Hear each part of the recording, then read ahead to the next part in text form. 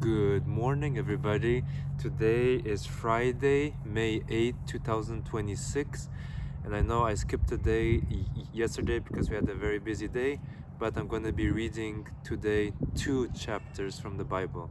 So, yeah, let's start with the chapter I was supposed to read yesterday. So, it was uh, Exodus chapter 7. Exodus chapter 7.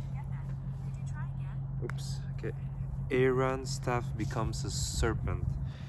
Then the Lord said to Moses, "Pay close attention to this. I will make you seem like God to Pharaoh, and your brother Aaron will be your prophet. Tell Aaron everything I command you, and Aaron must command Pharaoh to let the people of Israel leave his country. But I will make Pharaoh's heart stubborn, so I can multiply my miraculous signs and wonders in the land of Egypt. Even then, Pharaoh will refuse to listen to you. So I will bring down my fist on Egypt. Then I will rescue my forces, my people, the Israelites, from the land of Egypt with great acts of judgment. When I raise my powerful hand and bring out the Israelites, the Egyptians will know that I am the Lord." So Moses and Aaron did just as the Lord had commanded them. Moses was 80 years old and Aaron was 83 when they made their demands to Pharaoh. Then the Lord said to Moses and Aaron, "Pharaoh will demand, 'Show me a miracle.' When he does this, say to Aaron, 'Take your staff and throw it down in front of Pharaoh, and it will become a serpent.'" So Moses and Aaron went to Pharaoh and did what the Lord had commanded them. Aaron threw down his staff before Pharaoh and his officials, and it became a serpent. Then Pharaoh called in his own wise men and sorcerers, and these Egyptian magicians did the same thing with their magic. They threw down their staffs, which also became serpents. But then Aaron's staff swallowed up their staff. Pharaoh's heart, however, remained hard. He still refused to listen, just as the Lord had predicted.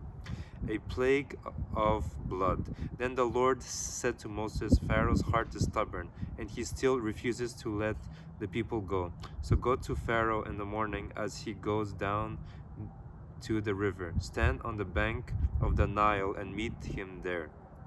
Be sure to take along the staff that turned into a snake. Then announce to him, 'The Lord, the God of the Hebrews, has sent me to tell you, let my people go, so they can worship me in the wilderness. Until now you have refused to listen to him.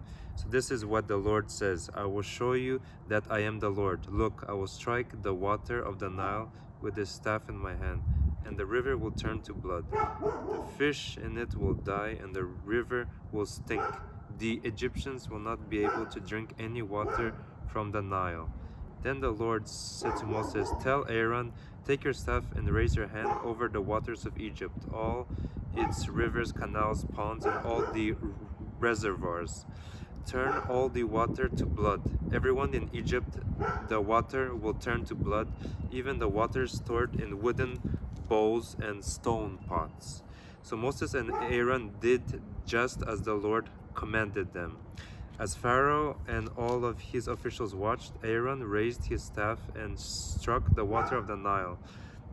Suddenly, the whole river turned to blood. The fish in the river died, and the water became so foul that the Egyptians couldn't drink it. There was blood everywhere throughout the land of Egypt. But again, the magicians of Egypt used their magic, and they too turned water into blood. So Pharaoh's heart remained hard.